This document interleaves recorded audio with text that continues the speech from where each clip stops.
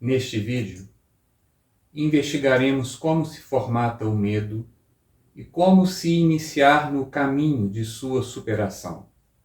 No vídeo A Ideia que Separa Você do Mundo, investigamos como a formação de ideias condiciona o estado de desamparo ou a formatação da percepção de o sujeito existir separado do mundo do qual a existência dele depende para se manter.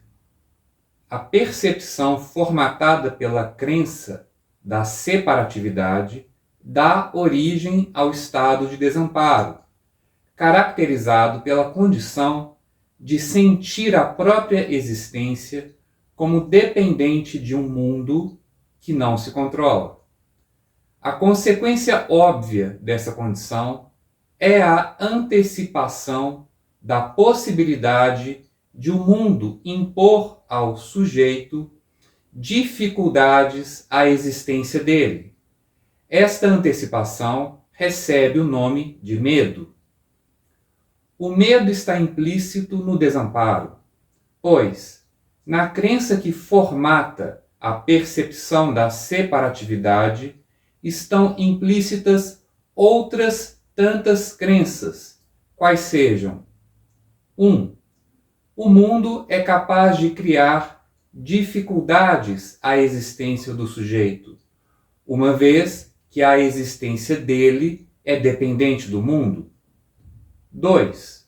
O mundo é capaz de criar dificuldades à existência do sujeito que ele não será capaz de evitar, uma vez que, além de a existência do sujeito ser dependente do mundo, o sujeito não controla o mundo. 3. O mundo é capaz de criar dificuldades à existência do sujeito que ele não será capaz de evitar nem de superar, uma vez que, além de a existência do sujeito ser dependente do mundo e de o sujeito não controlar o mundo, porquanto é o sujeito que depende do mundo e não o contrário, o mundo é mais poderoso que o sujeito. Assim, na crença que condiciona o desamparo, estão implícitas as crenças que condicionam o medo.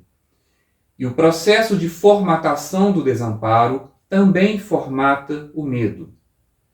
Descobrimos no vídeo A Ideia que Separa Você do Mundo que o desamparo é formatado pela formação de ideias, pois as ideias são formadas quando a palavra alheia, escrita ou falada, é assimilada como um diagrama da realidade que o sujeito acredita não ser capaz de perceber por conta própria, mas que supostamente seria percebida pelo seu interlocutor, que assim assume posição de autoridade. Logo, se o sujeito não se crê capaz de perceber a realidade por conta própria, ele se crê desconectado da realidade, e a palavra alheia lhe fornecerá um diagrama desta realidade na forma de ideias sobre um mundo exterior e separado dele.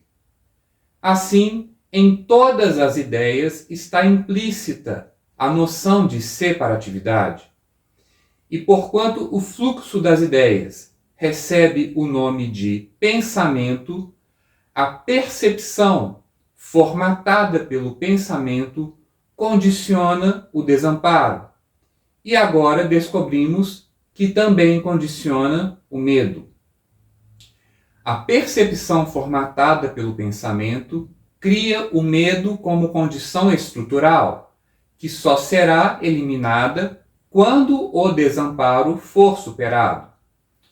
Mas o medo fenomenológico, ou seja, o medo experimentado, caracterizado por sensações corporais, como o suor frio, mãos frias, o frio no estômago, ataque cardíaco, etc., é uma reação a ideias específicas, formadas pela assimilação de palavras tais como morte, doença, desemprego, humilhação, escassez.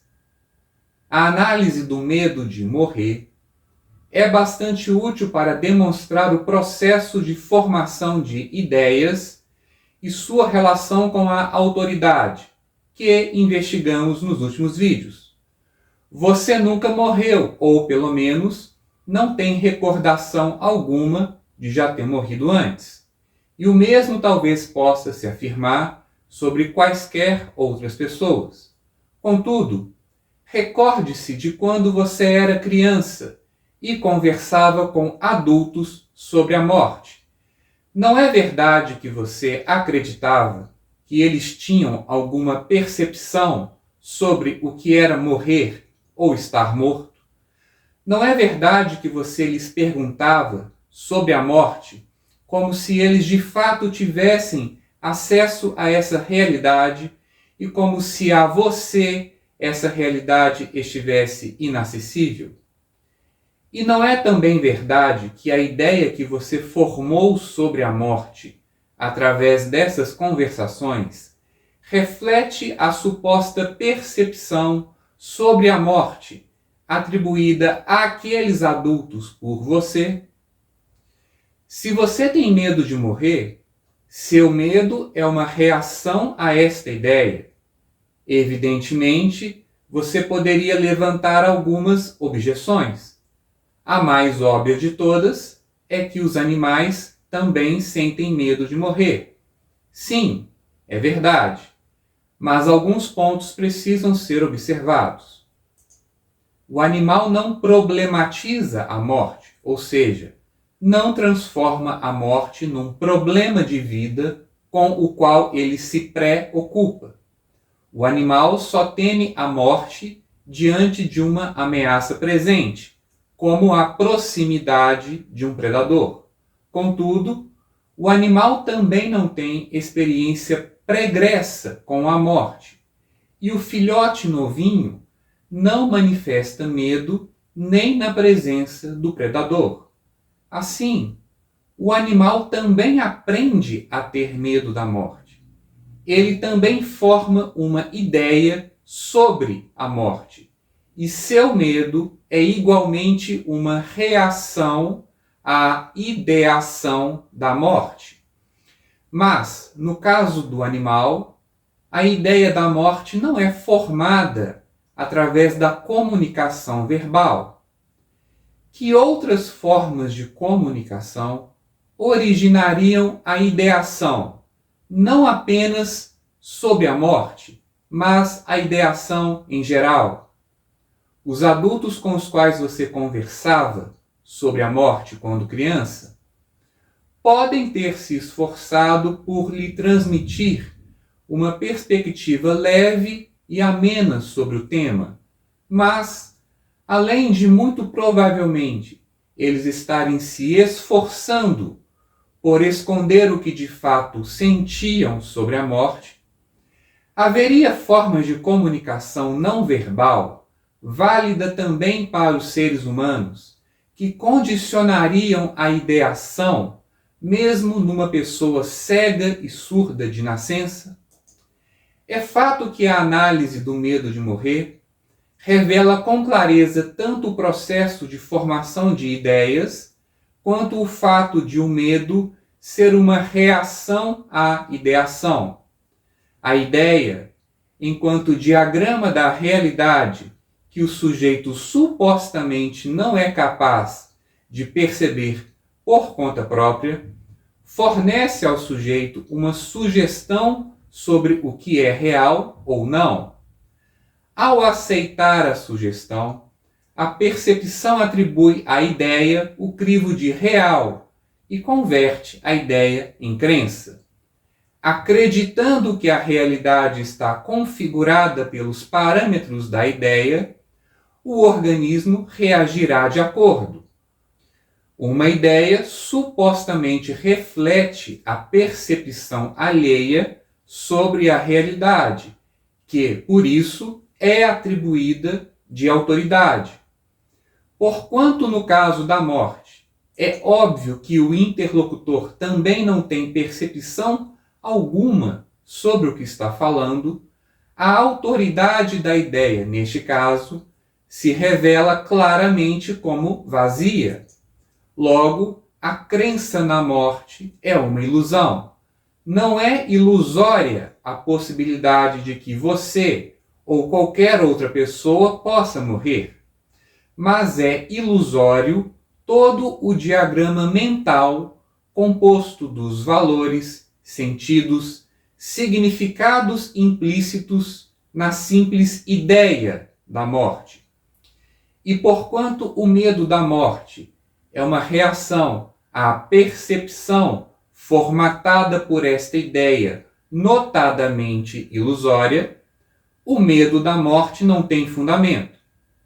Este fato é óbvio no caso do medo da morte, mas pode não parecer óbvio à primeira vista em outros casos. Por exemplo, você pode ter medo de perder o emprego e este medo estar fundamentado numa experiência pessoal prévia. Você já pode ter perdido seu emprego antes e ter sofrido algumas consequências, tipo ter sido despejado, não ter para onde ir, ser abandonado por todos e vir a estar sozinho. Nesse caso, você diria: meu medo não é sem fundamento. Essas coisas já aconteceram comigo e podem voltar a acontecer. Contudo, se sua percepção não estivesse formatada por todo o seu sistema de crenças e valores concernentes à perda de emprego, será que sua experiência teria sido decodificada de forma tão sofrida como foi? Será que ela teria sido decodificada como um fracasso, uma humilhação, um crivo de impotência pessoal, como muito provavelmente fora? E será que sua estupefação diante do ocorrido e a busca por uma explicação e uma solução naquilo que você julgava já saber sobre aquela situação e no aconselhamento com terceiros não agravaram a dificuldade, que teria sido mais facilmente superada caso você não a problematizasse, mas tivesse se mantido atento ao momento presente? E podemos ir mais além. Na medida em que a percepção é formatada pelo pensamento e que não há diferença entre percepção e realidade, porquanto o perceptor e o percebido são idênticos, caso sua percepção já não estivesse formatada pela ideia da perda de emprego como uma possibilidade, será que seu emprego teria sido perdido? A isso você poderia retrucar: coisas ruins acontecem com bebês recém-nascidos, que jamais vieram a formar a ideia sobre a possibilidade de elas acontecerem. A isso eu questiono: será que nossa inserção nessa realidade ocorreu com o início da vida? A ciência diz que sim, a religião diz que não, mas o que você realmente sabe sobre isso? Você sabe apenas que o medo é uma reação à ideação e que toda ideação é ilusória. Você sabe que a realidade em que você vive é formatada pelo seu pensamento e que, diante deste fato, não é possível ter a certeza de que sua história de vida até aqui teria sido a mesma se as ideias que ocuparam sua mente tivessem sido diferentes. Logo, sua experiência pregressa não é uma evidência válida contra a tese de que o medo é uma reação à ideação e que a ideação é desprovida de fundamento. Recordações são ideações sobre a realidade tão inválidas quanto quaisquer outras ideias, e uma ideia não pode ser usada para fundamentar outras ideias na realidade. Mas ideias podem ser usadas pelo pensamento para tentar te dissuadir de questionar todas as ideias. A sobrevivência do pensamento depende da conversão de ideias em crenças. Uma ideia frequentemente questionada será finalmente descartada pela mente. Questionar uma ideia não significa refutá-la a partir de outra ideia, mas perceber sua falta de fundamento. O oposto de questionar uma ideia é acreditar nela, pois uma ideia que se converte em crença formata a realidade vivida pelo sujeito, que nela atribui à ideia um fundamento. Apelar às recordações, ao testemunho da experiência passada, é um dos truques do pensamento para te dissuadir de questioná-lo. Outro truque do pensamento que vem à sua mente é colocar em dúvida a eficácia do questionamento de ideias na solução de problemas. O pensamento lhe diz: em que medida questionar minhas ideias vai resolver meus problemas financeiros, meus problemas de saúde, meus problemas de relacionamento? Em que medida isso vai me ajudar a pagar as contas, a educar e proteger meus filhos, a garantir o futuro deles? No vídeo Como a Mente Cria os Próprios Problemas, descobrimos que problemas de vida são criações da mente a partir de crenças como a separatividade e a impotência diante do mundo, e que, portanto, são ilusórios. Existe apenas a dificuldade do momento presente, superada em tempo real pela reação integral a ela. Dificuldades que se estendem para além do momento presente são superadas de momento em momento, um por um. Não existem soluções que resolvam problemas de vida projetados no futuro. Logo, se não existe solução para estes problemas, é óbvio que o questionamento de ideias não vai resolvê-los. Porém, não vai resolvê-los porque, na verdade, eles não são reais. E não porque o questionamento de ideias é ineficaz para resolvê-los. Outro truque do pensamento semelhante a este é a ideia de que você precisa fazer alguma coisa para resolver o problema, ao invés de ficar questionando ideias. Se você observar esta ideia, vai notar que ela se manifesta na sua mente através da imagem de diversas pessoas. É a voz dessas pessoas que te incita a tirar a bunda do sofá e fazer alguma coisa ou pensar em alguma coisa para resolver o problema. É a autoridade atribuída por você a elas que está falando com você. Caso você a questione, ela desaparecerá. Outro conjunto de truques do pensamento é a oferta de conforto. Conforto é o estado criado por crenças positivas. As crenças religiosas da atualidade são reconfortantes na sua maioria. Ideias religiosas ou espiritualistas podem ser convertidas em crenças reconfortantes intencionalmente, quando há a intenção explícita de buscar conforto. Mas crenças reconfortantes também podem ser oferecidas espontaneamente pelo pensamento em estado de autodefesa contra a mente que está questionando suas ideias. Assim, a ação de questionar ideias que funcionam como gatilho de medo pode ser respondida por sugestões do pensamento, tais como: mas pode ser que tal coisa ruim não aconteça, ou pode ser que mais lá na frente as coisas se resolvam.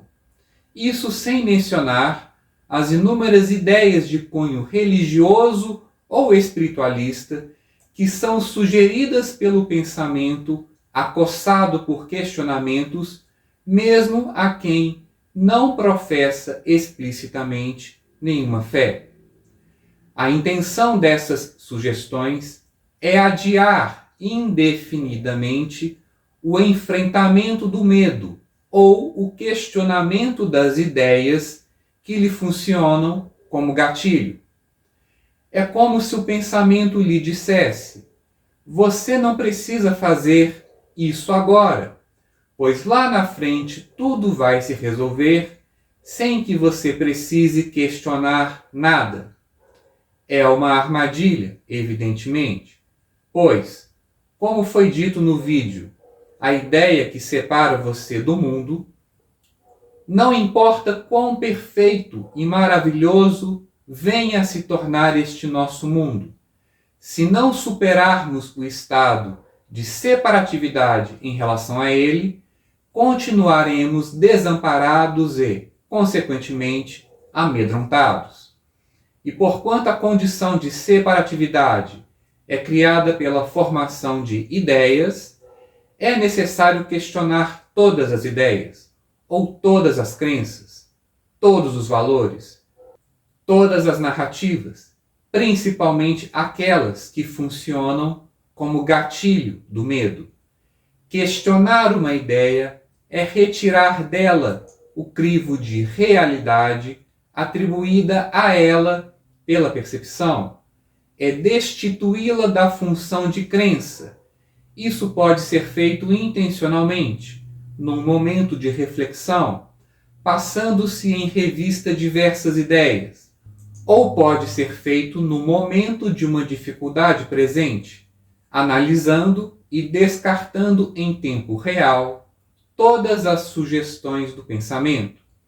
Por exemplo, se você está diante de uma situação no momento presente que lhe incomoda ou que lhe amedronta, seu pensamento está, de momento a momento, lhe fazendo sugestões de como se sentir e de como agir. Caso você observe cada uma dessas sugestões e perceba sua falta de fundamento, é possível que elas passem pela sua mente sem disparar reações negativas de medo, angústia, raiva, etc. Para fazer isso com eficiência, você precisa perceber a diferença entre concentração e atenção, já investigada nos vídeos anteriores. Concentração é uma atividade intelectual, é o foco nas ideias. Focado nas ideias, é mais provável que você tente refutar uma ideia negativa, formando uma crença positiva, e que assim encontre conforto ao invés de paz. A paz é encontrada quando o questionamento dissolve a ideia e abre espaço na mente para a percepção ao momento presente. Você precisa encontrar o seu meio de fazer isso. Você já sabe o objetivo, mas o meio de se fazer isso é encontrado ao se colocar o objetivo em prática e ao se aprender com ela. Não há uma fórmula, um método, um padrão a ser seguido. Em minha experiência, eu posso dizer que o meio eficaz de se fazer isso num dia geralmente não funciona mais no dia seguinte. A cada dia é necessário buscar um novo caminho. Muitos se desanimam ao perceber que o resultado alcançado num dia não se repete no dia seguinte, quando se trilha, mais uma vez, os mesmos passos do dia anterior. Mas parece que é assim mesmo. A superação do medo e do sofrimento, de maneira geral, exige renovação diária. O aprendizado é diário, mas não existem zonas de conforto. Cada novo dia exige o desbravamento de um caminho diferente. Eu sou o Daniel Grandinetti. Muita paz.